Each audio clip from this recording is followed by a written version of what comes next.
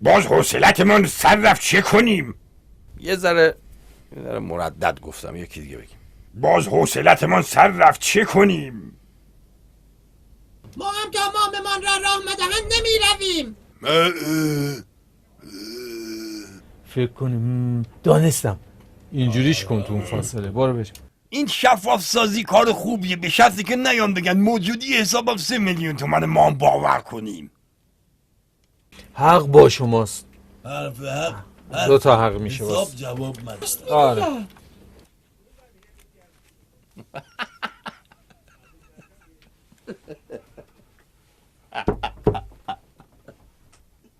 من میگویم چه بنشینیم که این یوه بر ما وارد گردد. بدم میاد از اصلاحی، بدم میاد.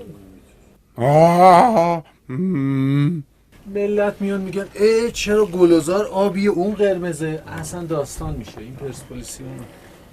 بذار زرد و سبز که سپاهان و زبان باشه. گفتم یا صورتی یا قهوه‌ای که هیچ تیمی نباشه. فردا روز رأی اعتماد نماینده ها هستش و ما یه آیتم برای فردا ضبط کردیم که بحث شفاف سازیه. کلن ذهن سیاسی و اقتصادی کاملا ها. خیلی با نمک بود. یه تولد کوچولو تو دفتر گرفتیم، یادتونه؟ نیچ خریده بودیم با کیک. بعد سریع دیدم چیز کرد آقای ابوالحسن، داشتیم عکس میگرفتیم، گفت نیچ ها دیده نشه ما با قرارداد داریم.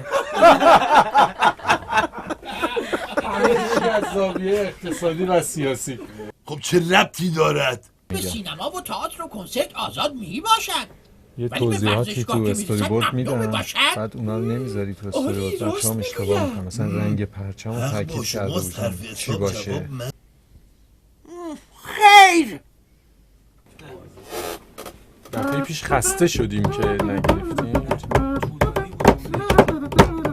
دین دین دین. بابا دیگه اولی میزان خب بگو.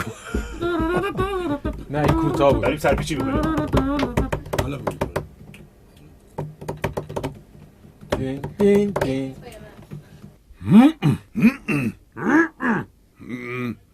طب سنتی نیست. نقطه. از این ژله‌ای هاست یا نه؟ آشغال هیچی نبود خیلی جز این. محافظت میکنه. همین با کمودت تکان میخورن.